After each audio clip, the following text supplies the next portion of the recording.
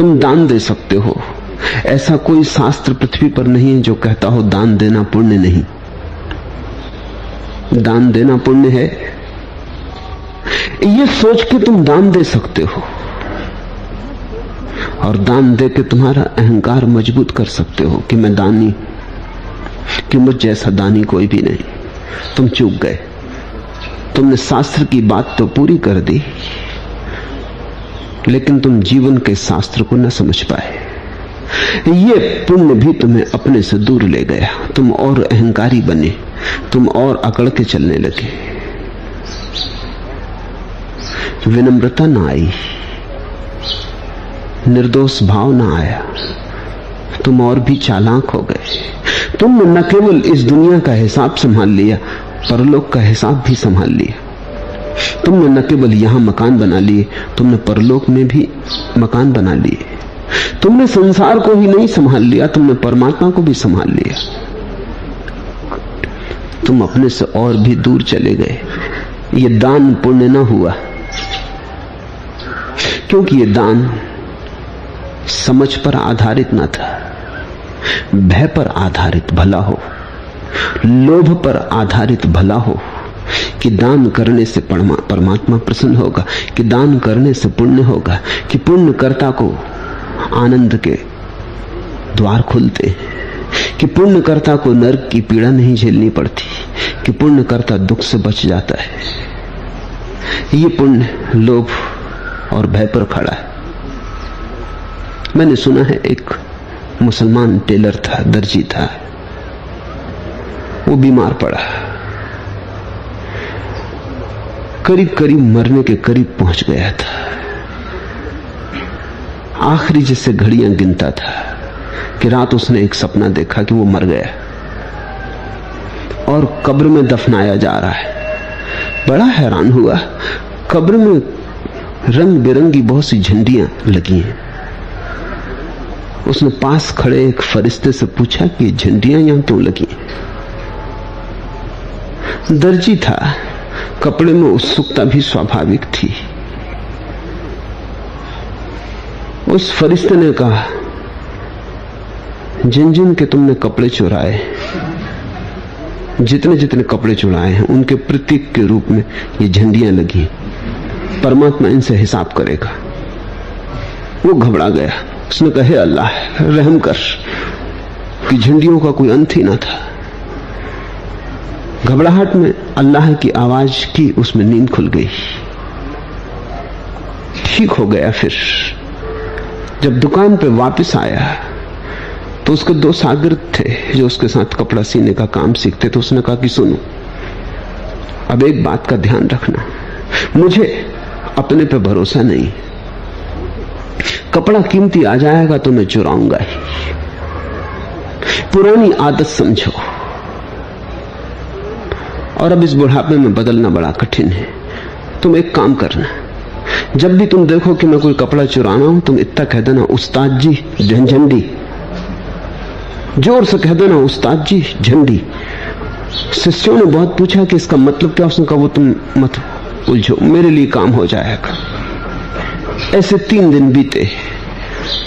दिन में कई बार शिष्यों को चिल्लाना पड़ता, उस्ताद जी झंडी, वो रुक जाता है।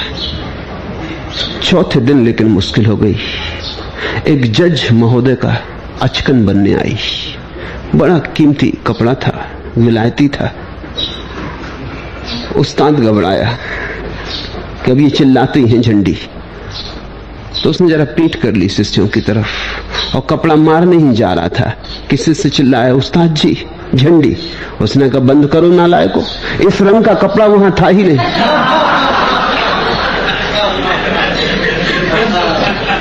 क्या झंडी लगा रखी। और फिर वो भी तो जहां इतनी झंडियां लगी, एक और लग जाए।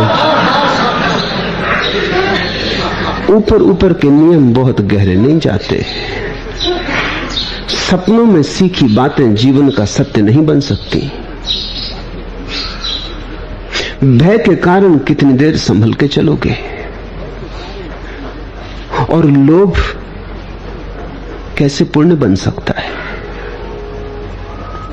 तो दान अगर लोभ से दिया पाप हो गया, क्योंकि लोभ बाहर ले जाता है। दान अगर भय से दिया पाप हो गया, क्योंकि भय बाहर ले जाता है। अभय लाता है भीतर, अलोभ लाता है भीतर। इसलिए बंधी लकीरों का सवाल नहीं है। लकीरों पर तो बहुत लोग चलते, पहुंच नहीं पाते। जिंदगी कोई रेलगाड़ी नहीं है कि पटरियों पर दौड़ जाए। बंधी पटरियों पर कोई कभी परमात्मा तक नहीं पहुंचा है। काश इतना आसान होता।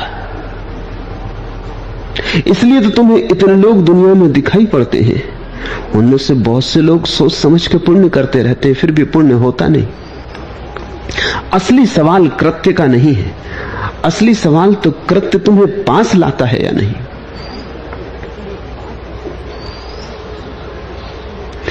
अगर ये कसौटी तुम्हारे भीतर बनी रहे कि जो तुम्हें होने के करीब ले आए वही पुण्य है, तो तुम धीरे धीरे पाओगे प्रत्येक कृत्य से ध्यान की किरण निकलने लगी और तुम्हारे पास एक कसौटी जिससे तुम तौल लोगे क्या करना है और क्या नहीं करना है।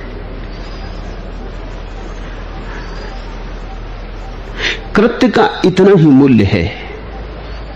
कृत्य का अर्थ है तुम कुछ करोगे, करने में साक्षी भाव न खो जाए। अगर साक्षी भाव खो गया तो कर्म बंधन बन जाता है। अगर साक्षी भाव बना रहा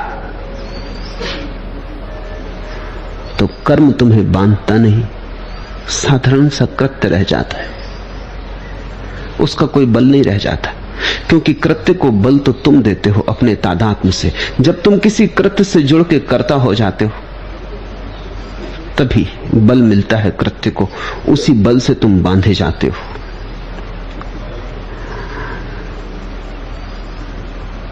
पाप की एक दूसरी परीक्षा भी स्मरण रख लो, फिर हम सूत्र में प्रवेश करें। साधारणतः लोग सोचते हैं दूसरे को कष्ट देना पाप है। ये नजर भी दूसरे पे हो गई, ये नजर भी धर्म की ना रही। धर्म का कोई प्रयोजन दूसरे से नहीं, धर्म का संबंध स्वयं से है। स्वयं को दुख देना पाप है। हाँ, जो स्वयं को दुख देता है उससे बहुतों को दुख मिलता है, ये बात। और जो स्वयं को ही दुख देता है वो किसको दुख न देगा। जो स्वयं दुर्गंध से भरा है उसके पास जो भी आएंगे उनको दुर्गंध झेलनी पड़ेगी, लेकिन वो बात गौण है। तुम दूसरों की फिक्र मत करना, क्योंकि दूसरों की फिक्र से एक बहुत उपद्रव पैदा होता है। वो ये कि तुम भीतर की दुर्गंध तो नहीं मिटाते, बाहर से इत्र फुलील छिड़क लेते हो, तो दूसरे को दुर्गंध नहीं मिलती, लेकिन तुम तो दुर्गंध में ही जियोगे। अंतरात्मा तक इत्र को ले जाने की कोई सुविधा नहीं।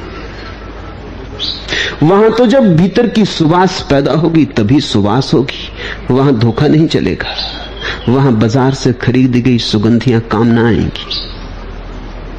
इसलिए दूसरी बात ख्याल रख लो कि पाप का कोई सीधा संबंध दूसरे से नहीं है, न पुण्य का कोई सीधा संबंध दूसरे से है। पुण्य का अर्थ है तुम्हारे आनंद की अहोभाव की दशा। पुण्य का अर्थ है तुम्हारा नाचता हुआ आनंद मग्न चैतन्य। पुण्य का अर्थ है तुम्हारे भीतर की बांसुरी बजती हुई।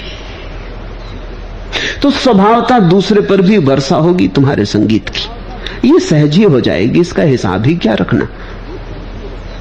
तुम्हारे भीतर की बांसुरी बजती होगी तो दूसरों पर वर्षा सहज ही हो जाएगी, इसका हिसाब ही नहीं रखना। इसकी बात भूल भी जाओ तो भी चलेगा, पुण्य तुमसे होते रहेंगे। असली पुण्य अगर हो गया अपने पास आने का तो से सब पुण्य छाया की तरह चले आते हैं, और असली पाप अगर हो गया अपने से दूर जाने का तो से सब पाप छाया की तरह चले आते हैं। साधारणतः धर्मगुरु तुम्हें समझाते हैं दूसरे की सेवा करो पुण्य, दूसरे को दुख दो पाप। मैं तुमसे ये नहीं कहता, बुद्धों ने तुमसे ये कभी नहीं कहा है। उन्होंने कहा है ऐसा कृत्य पाप है जो तुम्हें दुख से भर जाए, जो तुम्हें पछतावे से भर जाए, जिसे करके तुम जार जार रो, जिसे करके तुम चाहो कि अनकिया हो जाए, जिसे करके तुम पछताओ, जिसे करके फिर तुम कभी चैन ना पा सको, जिसका कांटा गड़ता ही रहे, गड़ता ही रहे। भला करते वक्त पता ना चले, क्योंकि हम करने की धुन में होते, बाद में पता चले। हो सकता है करते वक्त पता ना चले, क्योंकि कृत्य तब बीज की तरह होता है, थोड़ा समय लगता है, तब फसल पकती, तब तुम्हें कांटे चुभते हैं। देर अबेर पता चले, लेकिन एक बात पता चलेगी कि पछताओगे, कि छिपाओगे, कि चाहोगे हजार हजार मन से न किया होता, कि चाहोगे कि किसी तरह लौट जाएं और अनकिया कर दें, मगर समय में लौटने का कोई उपाय नहीं। जो हो चुका हो चुका, उसे मिटाने का, पहुंचने का ऐसा कोई सीधा उपाय नहीं। पछतावा ही रह जाए। पाप का स्वाद पश्चाताप है, मुंह कड़वाहट से भर जाता है। तो तुम अपने पे ध्यान रखना। ये तो हो सकता है कि तुम्हारे पाप से दूसरे को दुख न मिले, क्योंकि दूसरा दुख ले या न ले ये उसकी स्वतंत्रता है। दूसरा राजी हो न राजी हो ये उसकी मौज है। कोई किसी को दुख जबरदस्ती नहीं दे सकता, न कोई किसी को सुख जबरदस्ती दे सकता है। जबरदस्ती यहां चलती ही नहीं। प्रत्येक के भीतर परम स्वातंत्र है। तुम अगर किसी बुद्ध पुरुष को गालियां भी दे दोगे तो बुद्ध को तुम दुख न दे पाओगे। तुमने तो दिया था, बुद्ध तक न पहुंचा। तुमने तो दिया था, उन्होंने न लिया, तो तुम करोगे क्या? तुमने तो लाख कोशिश की थी, तुमने तो बारहा बहुत उपाय किए थे, लेकिन सब असफल हो जाता है। बुद्ध पुरुष हंसते ही खड़े रहते हैं। तो जरूरी नहीं कि तुम्हारा पाप दूसरे को दुख दे ही। साधारणता देता है, क्योंकि दूसरे दुख पाने को तैयार है। इसे ठीक से समझ लेना। साधारणता देता ही है, लेकिन देने के कारण तुम नहीं हो, दूसरे लेने को तैयार है। तुम न देते तो वो किसी और से ले लेते। हजार दुकानें हैं, तुम्हारी ही दुकान नहीं, कहीं और से खरीद लेते। तुम्हारी गाली न मिली होती तो किसी और से गाली ले लेते। अगर कोई देने वाला ना होता तो खुद को दे लेते। मगर दुख तो वो पाते। दुख पाने की उनकी तैयारी थी, दुख पाने की उनकी आकांक्षा थी। तुमने तो सिर्फ सहारा दिया, तुम तो सिर्फ बहाने बने, तुम तो सिर्फ खूंटी बने। कोट तो उन्हें टांगना ही था। कहीं भी टांग लेते, खूंटी न मिल रही द्वार दरवाजे पे टांग देते, वो टांग के रहते। दूसरे को दुख देना असली बात नहीं है। दूसरे को दुख मिलता है, ये सच, वो उसको अपने कारण मिलता है। इसलिए पाप का कोई सीधा संबंध दूसरे से नहीं है। वहां भूल हो गई।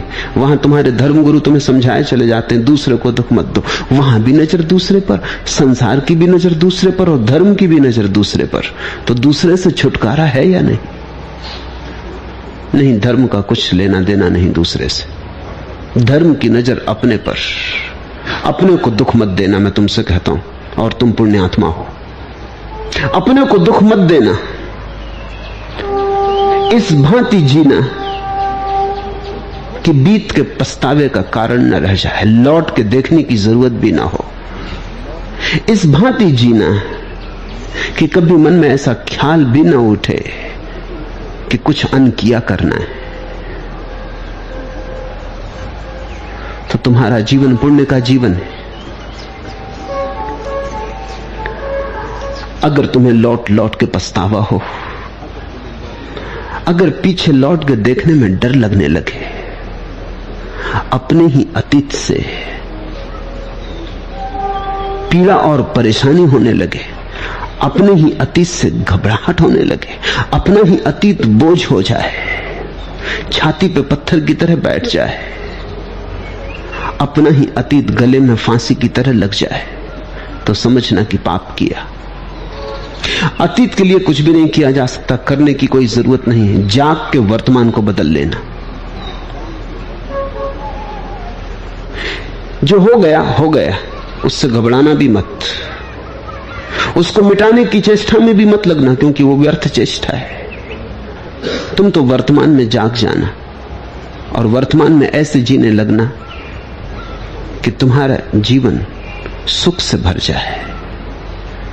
पुण्य सुख की कुंजी है, पाप दुख की। स्वभावतः जब तुम सुखी होते हो, तुमसे दूसरों को सुख मिलता है, क्योंकि दूसरों को तुम वही दे सकते हो जो तुम्हारे पास है, तुम वही बांट सकते हो जो तुम्हारे पास है। हम अपने को ही बांटते चलते हैं और उपाय भी नहीं है कोई। अगर तुम्हारे भीतर गीत है तो तुम गुनगुनाओगे, किसी के कान पर गीत की कड़ी पड़ेगी, और तुम्हारे भीतर गाली है तो भी बाहर आ जाएगी, किसी के कान पर पड़ेगी। असली सवाल भीतर का है। अपने माजी के तस्वर से हिरासा हूं मैं, अपने गुजरे हुए अय्याम से नफरत है मुझे, अपनी बेकार तमन्नाओं पे शर्मिंदा हूं, अपनी बेसूद उम्मीदों पे नदाबत है मुझे। मेरे माजी को अंधेरे में दबा रहने दो। मेरा माजी मेरे जिल्लत के सिवा कुछ भी नहीं, मेरी उम्मीदों का हासिल, मेरी काबिज का सिला, एक बेनाम अजियत के सिवा कुछ भी नहीं।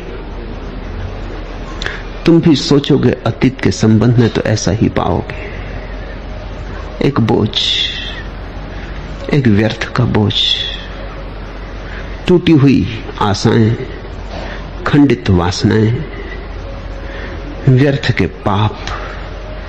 न किए होते तो चल जाता, व्यर्थ के झूठ न बोले होते तो चल जाता, 2 दिन की जिंदगी चल ही जाती है। व्यर्थ दिए हुए कष्ट, व्यर्थ चारों तरफ बोए हुए कांटे अपने ही राह पर लौट लौट के आ जाते। फूल भी बो सकते थे, उतना ही समय लगता है। सच तो यह है, जैसा मैंने जाना, थोड़ा कम समय लगता है फूल बोने में। फूल बड़ी नाजुक चीज है, जल्दी निकल आती है। कांटा बड़ा कठोर है, बड़ी देर लगती है। कांटों को संभालने में आदमी अपना सब गंवा देता है। फूल सरलता से निकल आते हैं। आसान था कि तुमने फूल बो लिए होते, कठिन था कांटों को बनाना, कठिन था कांटों को अपने भीतर ढालना, क्योंकि तुम्हें चुभेंगे भी। कांटों को जो ढालेगा लहूलुहान होगा, मगर कठिन तुम कर गुजरे। पीछे लौट के अधिकांश लोगों को बस ऐसा ही प्रतीत होता है, अपने माजी के तस्वर से हिरासा हूं मैं, अपने गुजरे हुए अय्याम से नफरत है मुझे। और ध्यान रखना, जब तुम्हें अपने अतीत से नफरत हो तो तुम्हें अपने से नफरत हो जाएगी। तुम्हारा अतीत तुम हो। और ध्यान रखना, अपनी बेकार तमन्नाओं पे शर्मिंदा हूं। और अगर तुम्हारी जिंदगी में पश्चाताप है, घाव की तरह शर्म है, जो किया, जो करना चाहा, जो करना चाहते थे न कर पाए, जो हुआ, अगर उस सब के प्रति शर्मिंदगी है तो तुम आज खिल ना सकोगे। इतना बोझ लिए कौन फूल कब खिल पाता है। अपनी बेसूद उम्मीदों पे नदामत है मुझे, मेरे मांझी को अंधेरे में दबा रहने दो। यही हम सब करते, अतीत को अंधेरे में सरकाए जाते हैं जैसे था ही नहीं। इतना आसान नहीं छुटकारा, क्योंकि तुम अतीत के ही फैले हुए हाथ हो। अंधेरे में किसको हटाते हो? अपने को ही हटाते हो। हटा के भी हटाया नहीं जा सकता, छिपा सकते हो ज्यादा से ज्यादा। मनोवैज्ञानिक कहते हैं कि आदमी ने इसी हटाने और छिपाने की कोशिश में अपने मन के दो खंड कर लिए, एक चेतन और एक अचेतन। अचेतन यानी अंधेरे में हटाया हुआ। हम सरकाए चले जाते हैं, जैसे घर में एक इंतजाम कर लेते हैं लोग, कूड़ा करकट इकट्ठा करने की एक जगह बना लेते हैं, व्यर्थ की चीजों को एक कमरे में फेंकते चले जाते हैं, उस कमरे में जीते नहीं। ऐसा ही मन में भी हमने किया है, जो जो व्यर्थ है उसे फेंकते चले जाते हैं और करीब करीब व्यर्थ ही व्यर्थ है, ढेर बढ़ता चला जाता है। अपने ही घर में रहने की जगह नहीं रह जाती। अपने ही घर में तुम्हें घर के बाहर रहना पड़ता है। घर तो भरा है कूड़ा करकट से। मेरे माजी को अंधेरे में दबा रहने दो। मेरा माजी मेरे जिल्लत के सिवा कुछ भी नहीं। तुमने कभी गौर किया, अतीत को अगर तुम खोल कर रखो किताब की तरह तो हजार हजार आंसू रोओगे,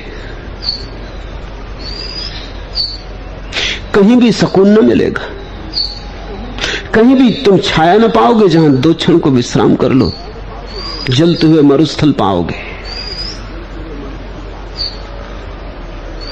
मेरी उम्मीदों का हासिल, मेरी काबिज का सिला एक बेनाम अजियत के सिवा कुछ भी नहीं।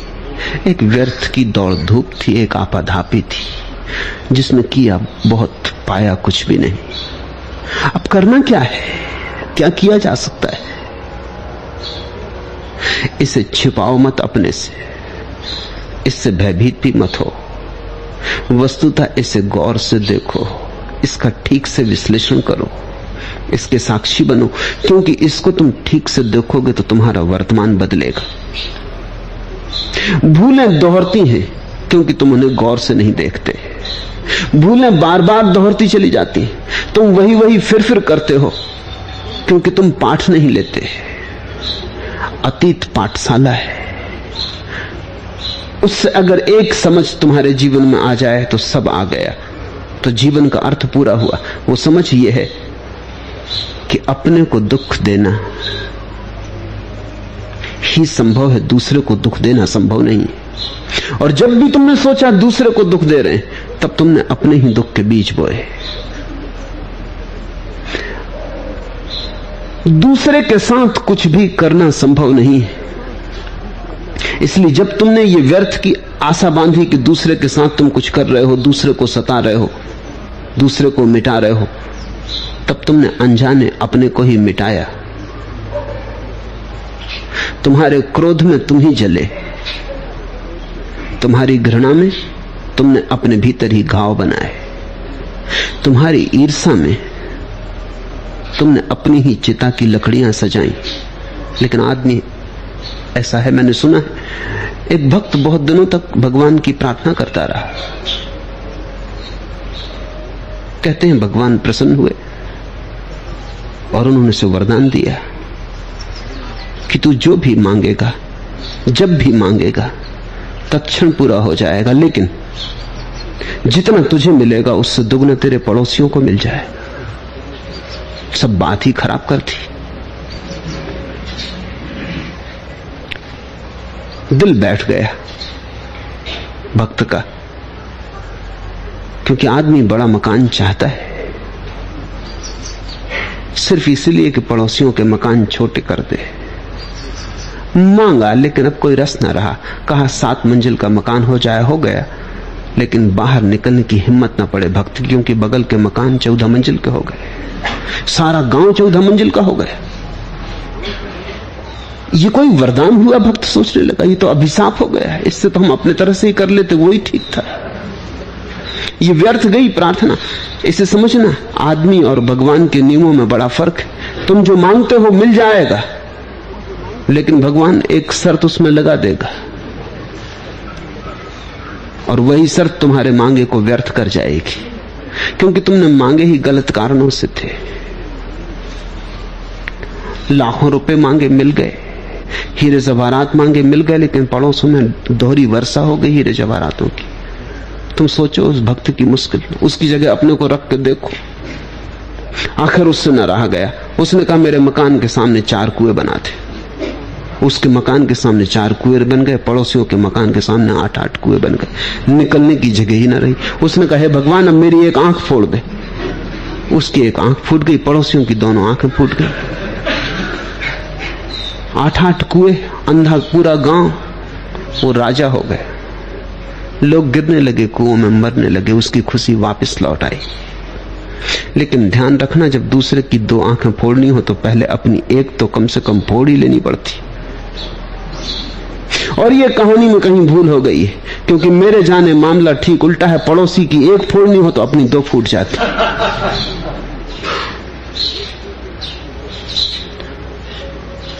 दूसरे को दुख देने की आकांक्षा में ही तुमने पाप किया है। दूसरे को दुख देकर सुख पाने की आकांक्षा में ही तुमने पाप के बीज बोए। अब उन्हें छिपाओ मत, अब उन्हें उघाड़ो, अब उन्हें खुली आंख के सामने रखो, उनके साक्षी बनो। अपनी पूरी जिंदगी को शास्त्र समझो, उसमें ही सारा सार छिपा है। और अगर तुमने अपनी भूलें ठीक से देख ली तो तुम्हें कहीं और सीखने जाना ना पड़ेगा। तुम्हारा गुरु तुम्हारे जीवन में छिपा है, वहीं से तुम्हें बोध की किरण मिलेगी, वहीं से तुम्हारे जीवन में क्रांति शुरू हो जाएगी। अब ध्यान रखना कि भूल दूसरी मत कर लेना। अब तक दूसरों को दुख देने की भूल की थी, अब कहीं ये मत कर लेना दूसरी भूल कि अब तक दूसरों को दुख दिए, अब दूसरों को सुख दूंगा। यही भूल धार्मिक लोग कर रहे हैं। मेरी शिक्षा बिल्कुल भिन्न है। मैं कहता हूं तुमने पहले भी भूल की थी दूसरों को दुख देने की। वो दुख देने की भूल न थी, दूसरों को देने की थी। अब भी तुम वही भूल दोहरा रहे हो। अब तुम दूसरों को सुख देना चाहते हो।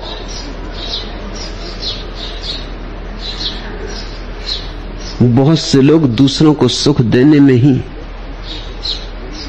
जीवन गंवा देते हैं। कौन किसको सुख दे पाया?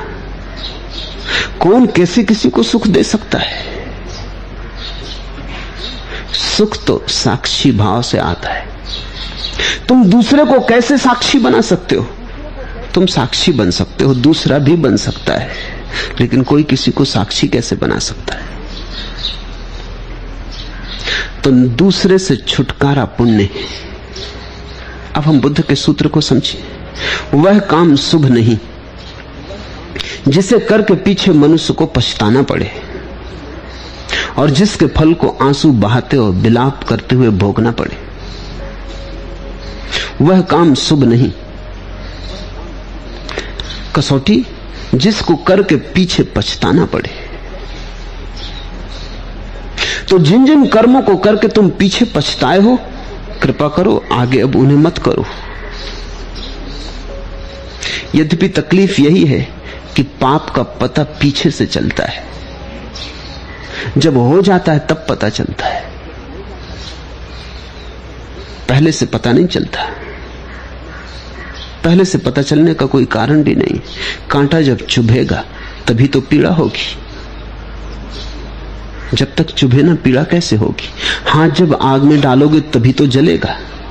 हाथ डालोगे ही नहीं तो जलेगा कैसे? माना। इसलिए थोड़े बहुत पाप करने की संभावना सभी के लिए है, लेकिन उसी आग में बार बार हाथ डालने का कोई कारण समझ में नहीं आता। एक बार समझ में आता है, 2 बार समझ में आता है, 3 बार समझ में आता है। एक बार कांटा चुभ जाता है, परिचय न था, पहचान न थी। दूसरी बार चुभ जाता है क्योंकि कांटे का ढंग रंग अलग था। तीसरी बार चुभ जाता है, लेकिन कितनी बार? रंग ढंग अलग हो, कांटा तो कांटा है। लेकिन हम जीवन से सीखते ही नहीं। जीवन में सबसे बड़ी जो चमत्कार दिखाई पड़ता है वो यही है कि कोई जीवन से सीखता मालूम नहीं होता। इसलिए तो हमें इतने इतने सीखने के लिए प्रयास करने पड़ते। और जब तुम जीवन से ही नहीं सीख पाते तो और कहां सीख पाओगे? जीवन से बड़ा गुरु कहां पाओगे? जीवन से बड़ा विद्यापीठ कहां मिलेगा? अगर वहां चूक जाते हो तो तुम कहीं और जाओ, चूकते ही रहोगे। जीवन तुम्हें न सिखा पाया तो और तुम्हें कौन सिखा पाएगा। तुम और किसी की तलाश कर रहे हो, जबकि गुरु तुम्हारे प्रत्येक क्षण में और प्रत्येक पल में मौजूद है। अपने कृत्यों की जरा जांच करते रहो। बुद्ध कहते हैं, वह काम शुभ नहीं जिसे करके पीछे मनुष्य को पछतावा पड़े और जिसके फल को आंसू बहाते और विलाप करते हुए भोगना पड़े। खुद अपने ही हाथों से ये हमनफस चमन का चमन खारो खस बन गया। अपने ही हाथों से जहां फूल ही फूल हो सकते थे, जहां फुलवारी हो सकती थी, वहां सिर्फ घास पात और कांटे ही कांटे उगते मालूम पड़ते। खुद अपने ही हाथों से ए हमनफस चमन का चमन खारो खस बन गया, पर कुछ बिगड़ नहीं गया है। जब जागे तभी सवेरा। पर जागरण का अर्थ होता है जो अब तक किया है उससे कुछ सीख लो। बुद्ध का जो मूल सूत्र है उसमें एक और खूबी है जो अनुवाद में नहीं। अनुवादों में बहुत बार बहुत कुछ खो जाता है, अनुवादकों को पता भी नहीं होता, क्योंकि अनुवाद शब्द सा किए जाते हैं। लेकिन बुद्ध जैसे व्यक्ति जब कुछ बोलते हैं तो उनके एक एक शब्द का कुछ मूल्य होता है, और जब अनुवादक अनुवाद करते हैं तो भाषा कोश से ज्यादा उनकी पहुंच नहीं होती, जीवन के कोश तक उनकी पहुंच नहीं होती। बुद्ध का वचन है साधु, शुभ नहीं। नता कम्मम कतम साधु, वह काम साधु नहीं। वो जरा उल्टा लगता है हिंदी में, इसलिए शुभ अनुवाद करने वालों ने किया है। वह काम साधु नहीं जिसे करके पीछे मनुष्य को पछताना पड़े। अब थोड़ा समझने की कोशिश करना। जब हम कहते हैं शुभ तो जोर कर्म पर हो जाता है, और जब हम कहते हैं साधु तो जोर होने पर हो जाता है।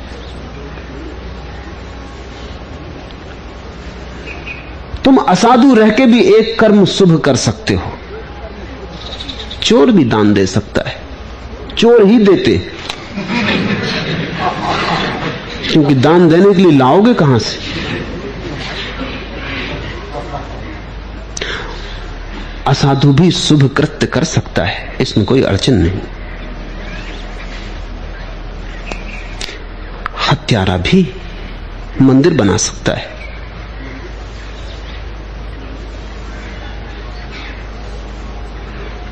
कृत्य तो तुम्हारे होने के विपरीत भी हो सकता है, इसलिए बुद्ध का शब्द बड़ा बहुमूल्य है। वो कहते हैं साधु, शुभ नहीं। वो कहते हैं एक कृत्य कर लिया, अच्छा इससे क्या होगा। अच्छा होना चाहिए तुम्हें भीतर। कृत्यों का हिसाब मत रखो, होने का हिसाब रखो। तुम्हारा होने का ढंग पुण्य रूप हो। तुम्हारे कर्मों की चिंता नहीं है कि तुम अच्छे कर्म करो, तुम अच्छे हो जाओ। जब तक तुम शुभ कर्म करते हो तब तक जरूरी नहीं कि तुम शुभ हो गए हो। अक्सर तो ऐसा होता है कि आदमी भीतर अशुभ होता है, ढांकने के लिए शुभ कर्म करता है। पापी तीर्थ यात्रा को जाते हैं, और कोई जाएगा भी क्यों।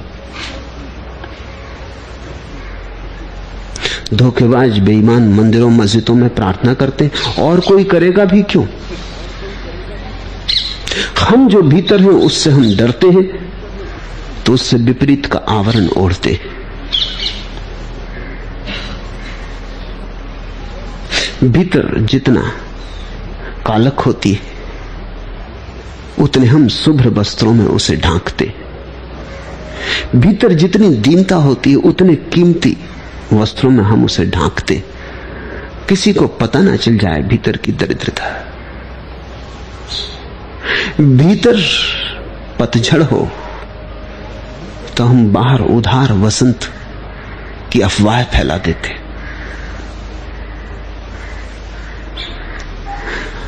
तुम लोगों को गौर से देखना, अक्सर तुम पाओगे वे जो करते हैं उससे ठीक उल्टे हैं। करना उनकी होशियारी का हिस्सा है। राम राम जपते हैं क्योंकि काम उन्हें ऐसे करने हैं कि जब तक वे राम राम ना जपें तब तक पर्दा ना पड़ेगा। पर्दा डालते, पर्दे के पीछे सारा खेल चलता है। तो बुद्ध का शब्द बड़ा महत्वपूर्ण है। वो ये नहीं कहते कि तुम शुभ कर्म करो, वो कहते हैं तुम साधु हो जाओ। कर्म तो अपने से सुधर जाएंगे, तुम साधु हो जाओ। तुम्हारा होना शुभ हो, फिर तुम चिंता मत करो। और ये समझने की बात है कि अगर असाधु शुभ कर्म भी करे तो भी परिणाम अशुभ ही होगा। असाधु अशुभ कर्म कर ही नहीं सकता, लेकिन ऐसा हो सकता है कि तुम्हें अशुभ लगे, लेकिन अशुभ हो नहीं सकता। साधु का अर्थ ही यह है कि उसके कृत्य छिपाने के लिए नहीं, उसके कृत्य ढांकने के लिए नहीं, उसके कृत्य पाखंड नहीं, उसके कृत्य उसके भीतर की समस्वरता से पैदा होते हैं। अगर वो मंदिर बनाता है तो गांव में अफवाह फैला देने के लिए नहीं कि मैं धार्मिक हूं। वो मंदिर बनाता है क्योंकि मंदिर बनाने में उसे आनंद आता है, इससे किसी और का लेना देना नहीं। मंदिर बनाता है क्योंकि मंदिर बनाने में ही उसके भीतर एक तृप्ति, एक चैन, एक आनंद का महोत्सव होता है।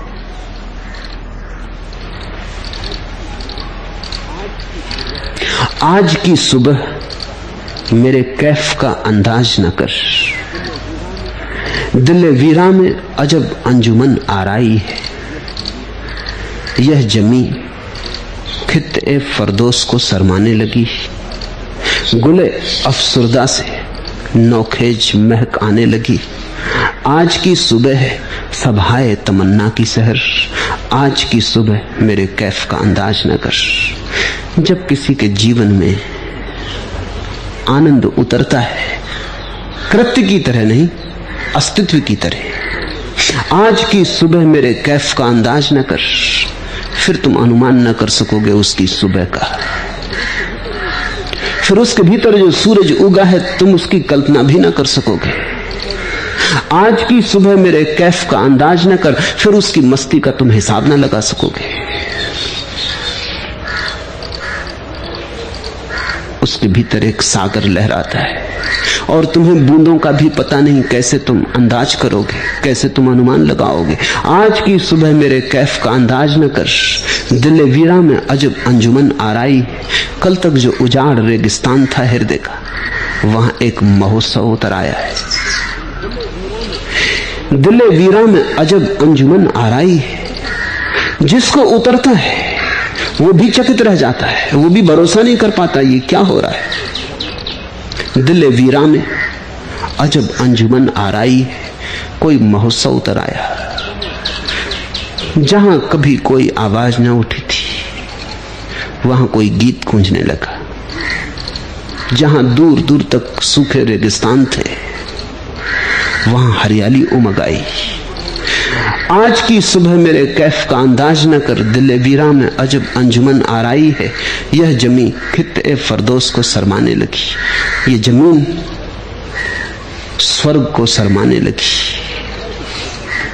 स्वर्ग झेपा झेपा है, स्वर्ग ईर्षा से भर गया है। जिसके भीतर साधुता आई उसके लिए जमीन स्वर्ग हो गई। उसके लिए यही क्षण परम क्षण हो गया। यह जमी खित्ते फरदोस को शर्माने लगी, गुले अफसुरदा से नौखेज महक आने लगी।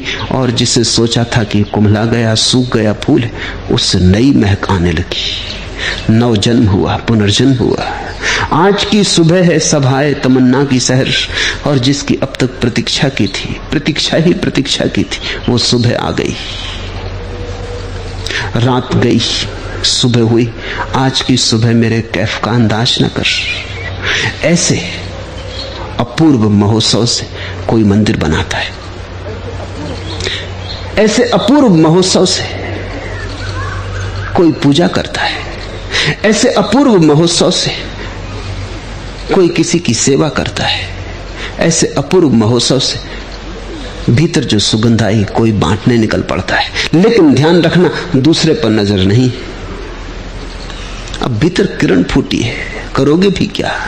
बांटोगे ना तो करोगे क्या? भीतर गंध भर गई है, बिखरोगे ना तो करोगे क्या? भीतर मेघ भर गया है, बरसोगे ना तो करोगे क्या? आज की सुबह मेरे कैफ का अंदाज न कर। दिल वीरा में अजब अंजुमन आराई है। इस महोत्सव से, इस पुण्य की घड़ी को बुद्ध ने साधु कहा है। अनुवाद चूक जाता है बात को।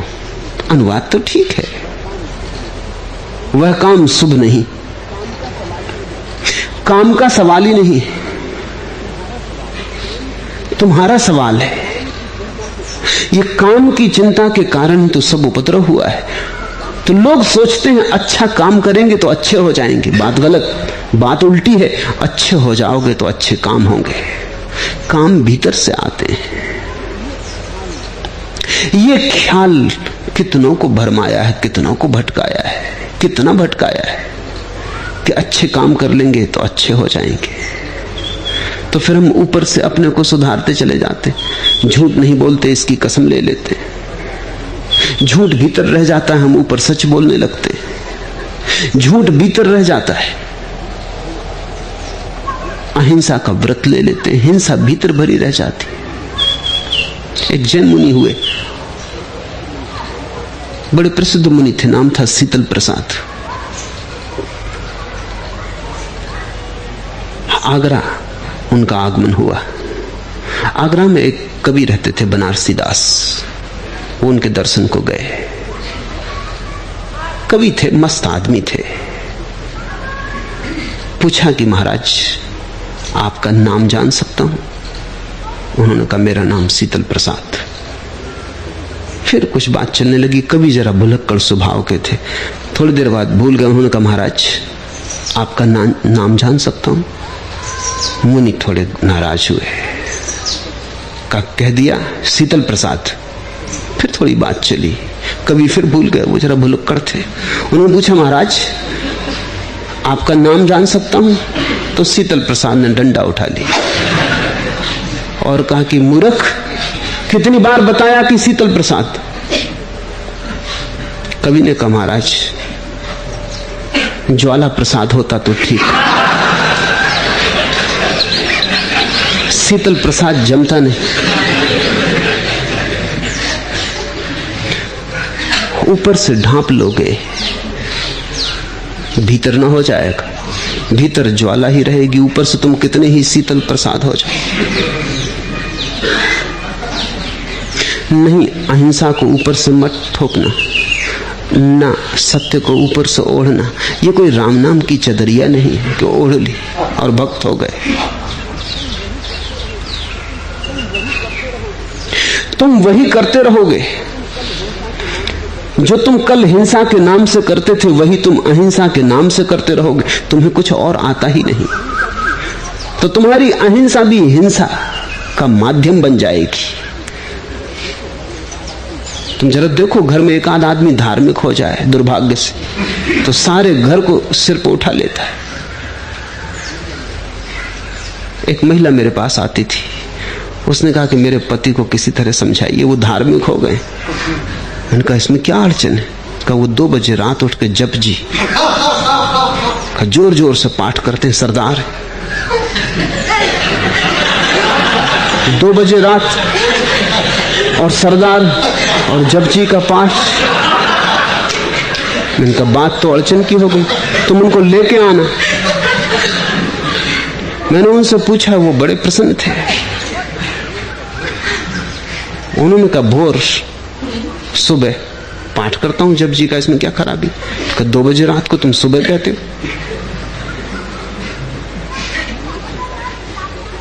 अंग्रेजी हिसाब से ठीक ही कहते। 12 बजे के बाद सुबह शुरू हो जाती। मैंने कहा अगर धीरे धीरे पढ़ो तो कुछ हर्ज है। उन्होंने कहा मजे ही नहीं आता। पर मैंने कहा ये बच्चे और पत्नी और पड़ोसी, इनका भी कुछ ख्याल करो, इनको क्या हानि है, ये भी उठ जाएं। और इनको सोए सोए भी अगर जपजी का अमृत वचन इनके कान में पड़ जाता तो लाभ ही है। अब ये हिंसा है, ये जपजी का पाठ नहीं। इससे तो ये सुबह उठ के फिल्मी गाना गुनगुनाता तो भी अहिंसा होती। अब जपजी का ये पाठ ना हुआ, ये तो कोई भीतरी पागलपन है। और रस ये यही ले रहा है, और इसने ढंग ऐसा चुना है धार्मिक कि कोई ऐतराज भी नहीं कर सकता। उसकी पत्नी कहने लगी हम जिससे कहते वही कहते, भाई ये तो धार्मिक बात है, अब इसमें क्या करें। साधु संतों के पास ले जाते हैं, वो कहते हैं तो ठीक ही कर रहे हैं। बामुश्किल उनको मैं राजी कर पाया। 4 बजे कम से कम तुम 2 से 4 तो उतरो। वो बड़े दुख से राजी हुए, जैसे कि स्वर्ग खोया जा रहा है। बामुश्किल उनको राजी कर पाया कि थोड़ा धीरे, इतने जोर से मत चिल्लाओ, क्योंकि परमात्मा बहरा नहीं है, धीरे धीरे भी सुन लेगा। इनको क्यों कष्ट दे रहे हो, बच्चों को, पत्नियों को? मगर उनको लगते नहीं कि वो कष्ट दे रहे हैं। तुम गौर से देखना, जिनको तुम धार्मिक कहते हो ज्यादा क्रोधी हो जाते, ज्यादा अहंकारी हो जाते, छोटा मोटा शुभ कृत्य कर लेते हैं तो उनकी अकड़ की कोई सीमा नहीं। एक बात ख्याल रहे कि तुम न बदलोगे तो कुछ फर्क न होगा। तुम जो जानते हो, तुम जो करते रहे हो, उसे दबाने से कुछ फर्क न पड़ेगा। वो अपने विपरीत नाम के नीचे भी चलता रहेगा। मेरे गांव में एक मुसलमान रंगरेज था, शायद अब भी है। तो 5 साल पहले जब मैं गया तब भी वो जिंदा था। बहुत बूढ़ा आदमी, 100 के पार उसकी उम्र हो गई। जब मैं छोटा था तब भी वो कोई 70 साल का था। सामने ही उसकी दुकान थी, खुदा बख्श उसका नाम है। बड़ा प्यारा आदमी, आंखें कमजोर। तो मैं उसके सामने अक्सर उसकी दुकान पे बैठा रहता था। कपड़े उसके रंगना, उसका रंगने का काम देखना मुझे रस था। एक बात में बड़ा हैरान होता कि जब भी कोई स्त्रियां आती, स्त्रियों का ही आना जाना था, ओढ़नी, कपड़े, साड़ियां रंगवाने। तो कोई कहती कि इंद्रधनुषी रंग में रंग दो, कोई कहती प्याजी, कोई कहती कि मोरपंखी। मगर वो बूढ़ा कहता कि मेरी बहू बेटी को तो लाल, हरा, पीला, काला यही रंग सोहेगा। वैसे तुम जो कहो वो रंग रंग दे। ये मैंने बहुत बार सुना। मैंने उससे पूछा कि बाबा, अब ये लोग कहते हैं तुम इसी रंग में रंग क्यों नहीं देते? उसने कहा तुमसे क्या कहें, मुझे दिखाई पड़ता नहीं और 4 रंग मुझे रंगने आते। बहू बेटियों से इसका कोई लेना देना नहीं। तो जो भी आए वो कहता कि जचेगा तो हरा मेरी बहू बेटी को, वैसे तुम जो कहो वो रंग दे। कभी कभी मैंने ये भी देखा कि वो बहू बेटी जिद करती, न सुनती बूढ़े की। वो कहती कि नहीं तुम तो प्याजी रंग दो। तो वो कहता ठीक है, लेकिन जब रंग के आती ओढ़नी तो हरी, लाल, पीली, वो उतने ही रंग जानता था। तुम अगर हिंसा का रंग ही जानते हो, तुम अहिंसा को भी उसी में रंग लोगे। तुम अगर क्रोध का ही रंग जानते हो, तुम्हारी करुणा में भी क्रोध ही आ जाए। इस धोखे से बचना। ये पाखंड बड़े से बड़ा खतरा है धार्मिक यात्रा में। भीतर से बदलो तो बाहर रंग बदल जाते हैं। बाहर से रंग मत बदलना, भीतर कुछ भी नहीं बदलता, क्योंकि भीतर बलशाली हो तुम, बाहर तो परिधि है, कुछ भी नहीं। अंतरात्मा से आचरण बदले तो शुभ, तो साधु। आचरण से अंतरात्मा बदलने की चेष्टा करो तो साधु नहीं, शुभ भी नहीं। साधु और शुभ होना तो दूर, तुम बुद्धिमान भी नहीं। वह काम साधु है जिसे करके पीछे पछताना ना पड़े। वही काम शुभ है जिसे करके पीछे मनुष्य को पछताना ना पड़े, जिसके फल को प्रसन्न मन से भोगा जा सके।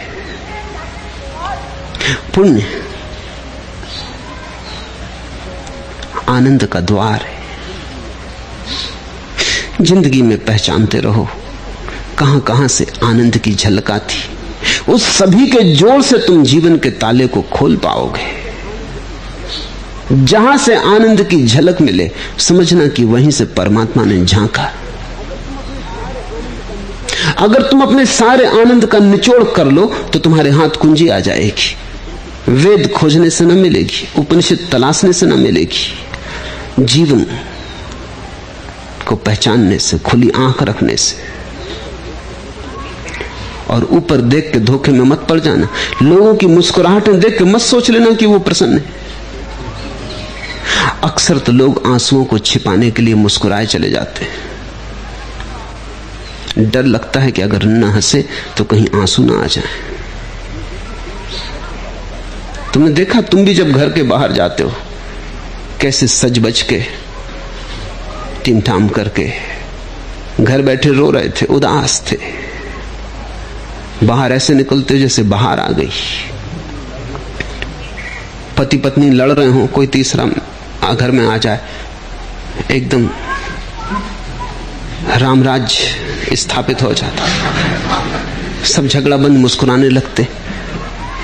हम दूसरों को धोखा दे रहे हैं। हर खिजां के गुबार में हमने कारवाने बाहर देखा है। कितने पश्मीना पोस जिस्मों में रूह को तार तार देखा है। पश्मीना पोस जिस्मों में रूह को तार तार देखा है। तुम्हारे वस्त्रों से कुछ ना होगा। तुम कितने ही कीमती वस्त्र ओढ़ लो, तुम्हारी आत्मा अगर तार तार है, खंड खंड है, खंडहर है, तो इन कीमती वस्त्रों से तुम चाहे संसार को धोखा दे लो, अपने को न दे पाओगे। और परमात्मा को तो कैसे दे पाओगे, क्योंकि वो तो तुम्हारा होना ही है। तुम्हारा गहरे से गहरे होने का नाम परमात्मा है।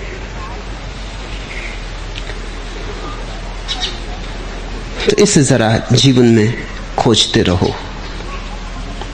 बुद्ध ने जीवन का विज्ञान दिया है। ये कोई मुर्दा सिद्धांत नहीं है कि तुम्हें दे दिए और तुमने मान लिए और पूरे हो गए। ये कोई मुर्दा पाठ नहीं है कि तुमने कंठस्थ कर लिए और तुम तोतों की तरह दोहराने लगे और जिंदगी बदल गई। तो जीवंत बातें हैं। बुद्ध जो कह रहे हैं इसलिए तुम मत मान लेना, मैं कहता हूं इसलिए मत मान लेना। तुम्हारी जिंदगी जब कहे हां तभी मानना। और इतना पक्का है कि अगर तुम जिंदगी खोजोगे तो कहेगी हां, क्योंकि जब बुद्धों ने खोजी यही पाया। जिंदगी अलग अलग नहीं, जिंदगी का सार एक, जिंदगी का नियम एक, एस धम्मो सनातनो। तुम सभी को एक ही जिंदगी संभाले हुए। जिन्होंने खोजा उन्होंने यही पाया, तुम भी खोजोगे तो यही पाओगे।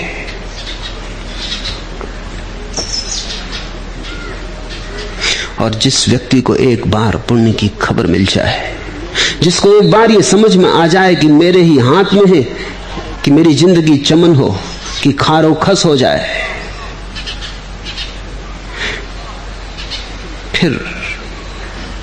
फिर उसके जीवन में कभी खिजा नहीं आती, फिर कभी पतझड़ नहीं आता, फिर उसकी जिंदगी सदा ही वसंत है।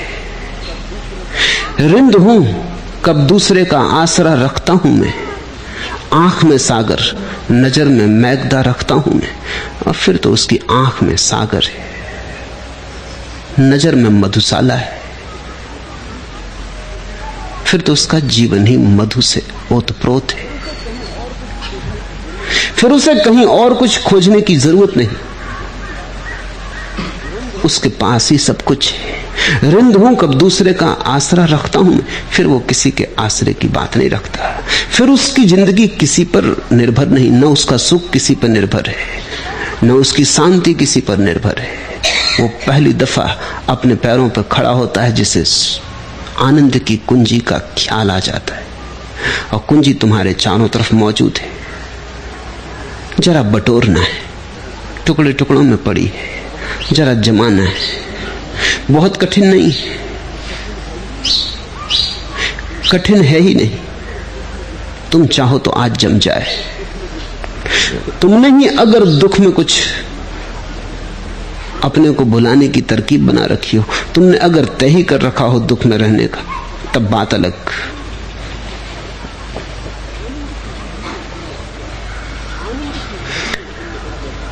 आनंद की घड़ी में तुमने अगर कभी भी क्षण भर को भी ऐसी घड़ी आई हो, क्षण भर को भी ऐसी रोशनी चमकी हो, तो तुमने एक बात पाई होगी कि आनंद की घड़ी में तुम नहीं होते, आनंद होता है।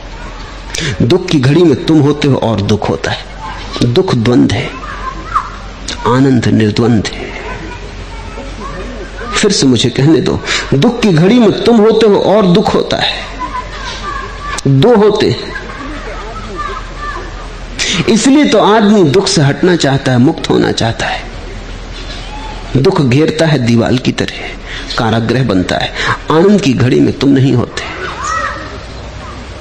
ऐसा नहीं होता कि तुम होते हो और आनंद होता है। तुम होते ही नहीं, बस आनंद होता है। जहां तुम नहीं हो वहीं आनंद है, जहां तुम हो वहीं दुख है। तो सारे पापों का जोड़ अहंकार है और सारे पुण्यों का जोड़ निरअहंकार है। कैफे खुदी ने मौज को किस्ती बना दिया। फिक्रे खुदा है अब, न गमे ना खुदा मुझे। और जब एक दफा तुम्हें आनंद की झलक मिल गई और साथ में झलक मिल गई अपने न होने की, जो साथ ही साथ घटती, एक ही सिक्के के दो पहलू हैं, इधर आनंद उधर तुम नहीं। जिसको आनंद में झलक मिल गई अपने न होने की, कैफे खुदी ने मौज को किस्ती बना दिया। फिर अलग से किस्तियों की जरूरत नहीं होती, लहरें ही नावें बन जाती।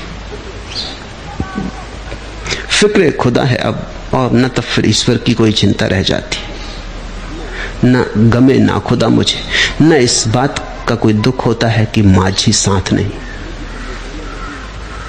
लहर ही जब नाव बन गई, लहर ही जब ले जाने लगी उस पार, जब डूबने को कोई बचा ही नहीं, तुम मिट ही गए, तो डूबने का डर क्या, माझी की जरूरत क्या। तुम परमात्मा के द्वार पर बार बार रोए हो जाकर दुखों के कारण। परमात्मा की तुम्हें जरूरत पड़ती है दुखों के कारण। अब ये बड़े मजे की बात है, दुख के कारण तुम हो अहंकार और दुख के कारण ही तुम्हारा परमात्मा है। इधर दुख गया, तुम भी गए, परमात्मा भी गया। इसलिए तो बुद्ध ने परमात्मा की कोई बात नहीं की, चर्चा ही ना उठाई। कैफे खुदी ने मौज को किस्ती बना दिया। फिक्रे खुदा है अब, न गमे ना खुदा मुझे। जब तक पाप पक नहीं जाता है तब तक मूढ़ उसे मधु के समान मीठा समझता है, लेकिन जब पाप पक जाता है तब मूढ़ दुख को प्राप्त होता है। स्वभावतः जब तुम बीज बोते हो तब फलों का स्वाद कैसे आए? बीज में तो स्वाद नहीं, बीज में तो फलों की कोई गंध भी नहीं। नीम के बीज बोते हो, निमोली बोते हो, फिर वृक्ष खड़ा होता है, समय लगता है, फिर कड़वे फल आते हैं। जहर लेके आती है नीम, पत्ती पत्ती में जहर लेके आती है। तब तुम घबराते हो, तब तुम चिल्लाते हो, रोते हो, तब तुम ये भूल ही गए होते हो कि बीज तुमने ही बोया था। तब कभी तुम कहते हो ये भाग ने क्या दिखाया, कभी तुम कहते हो परमात्मा तू क्यों मुझ पे नाखुश है, कभी तुम कहते हो ये समाज, ये दुनिया दुख दे रही है। तुम हजार तरकीबें करते हो किसी और पर दायित्व फेंक देने की, और एक सीधी सी बात नहीं देखते कि तुमने बीज बोया था। अब मैं तुमसे कहता हूं कि तुम्हें जब भी दुख हो तो तुम खोज करना कि तुमने इसका बीज कब बोया था। एक बात तो पक्की है कि तुमने बोया था, इसमें कोई शक शुबा नहीं। ये तो सुनिश्चित है कि तुम्हारा बोया ही तुम काटते हो, जैसा बोते हो वैसा ही काटते हो।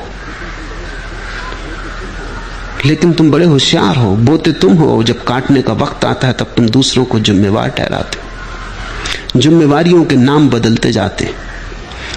अतीत में हजारों साल पहले आदमी कहता था विधि का विधान, अब वो बात पुरानी लगती, पिटी पिटाई लगती।